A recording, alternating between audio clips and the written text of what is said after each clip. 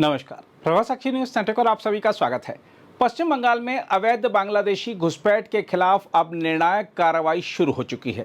राज्य भर में बनाए गए होल्डिंग सेंटरों ने पहले ही सप्ताह में लगभग 400 संदिग्ध बांग्लादेशी नागरिकों को पकड़कर यह साफ संदेश दे दिया है कि अब भारत की जमीन को घुसपैठ का सुरक्षित अड्डा समझने वालों के दिन पूरे हो चुके हैं।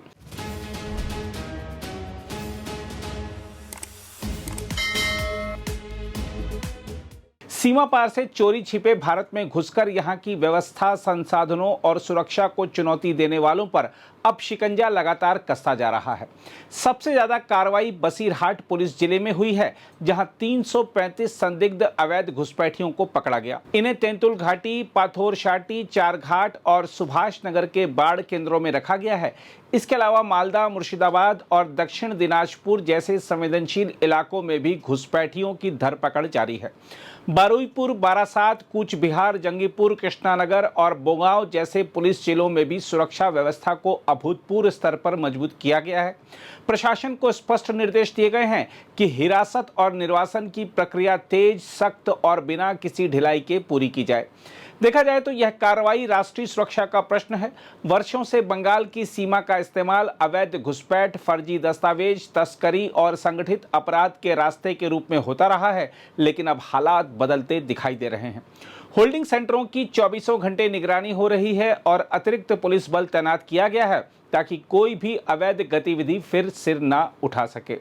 इस पूरे अभियान ने यह साबित कर दिया है कि अगर राजनीतिक इच्छा शक्ति मजबूत हो तो घुसपैठ जैसी गंभीर समस्या पर काबू पाया जा सकता है। इसीलिए शुभेंदु अधिकारी सरकार बंगाल में अवैध घुसपैठ के खिलाफ अभियान को तेज करती जा रही है। मुख्यमंत्री ने बार बार चेताया है कि बांग्लादेशी घुसपैठ केवल जनसंख्या का सवाल नहीं, बल्कि भारत की सुरक्षा, रोजगार और सामाजिक संतुलन के लिए सीधा खतरा है। हकीमपुर सीमा चौकी पर पकड़े गए 4 युवकों की कहानी भी इस अवैध नेटवर्क की भयावह सच्चाई उजागर करती है। ये चारों युवक करीब 8 महीने पहले दलालों की मदद से भारत में दाखिल हुए थे। हर व्यक्ति से 7,000 रुपये लेकर इन्हें सीमा पार कराया गया और फिर बस के जरिए केरल भेजा गया, जहां ये राजमिस्त्री का काम कर रहे थे। उन्हें प्रतिदिन लगभग 1,000 रुपये मजदूरी मिलती थी, लेकिन चुनाव के बाद जब मकान मालिकों ने आधार कार्ड मांगा तब इनकी सच्चाई खुलकर आ गई। पहचान पत्र नहीं होने के कारण इन्हें वापस लौटने का रास्ता खोजना पड़ा।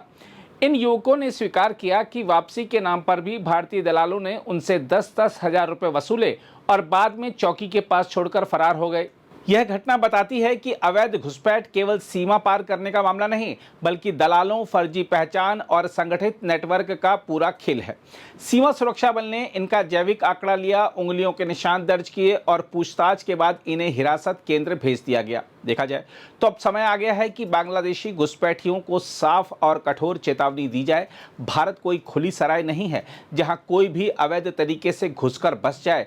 जो लोग चोरी छिपे भारत में दाखिल होंगे उन्हें पकड़ा जाएगा, हिरासत में रखा जाएगा और वापस भेजा जाएगा। देश की सुरक्षा और कानून से खिलवाड़ अब किसी भी कीमत पर बर्दाश्त नहीं किया जाएगा। इसमें कोई दो राय नहीं कि बंगाल में शुरू हुआ यह अभियान आने वाले समय में पूरे देश के लिए एक सख्त उदाहरण बन सकता है। एक और खास बात यह है कि पश्चिम बंगाल सरकार के कैबिनेट मंत्री दिलीप घोष ने कहा है कि रोजाना हजारों बांग्लादेशियों को वापस भेजने से काम नहीं चलेगा।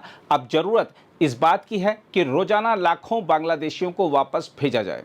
अभी जो घुसपैठिया हैं खुद अपने आप बांग्लादेश जा रहे हैं, लेकिन वो 1,000, 2,000, 5,000 होने वाला नहीं, लाखों की संख्या में रोज निकालना पड़ेगा। तब यहाँ ये जो करोड़ों की संख्या में घुसपैठिया हैं वो यहाँ से निकलेंगे। यहाँ की सारी सरकारी सुविधाएं, योजना का सब सुविधा वो ले रहे हैं।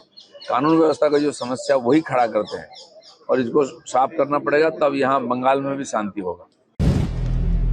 अगर आप भी लेना चाहते हैं देश दुनिया की तमाम जानकारी तो आज ही सब्सक्राइब करें हमारे चैनल को।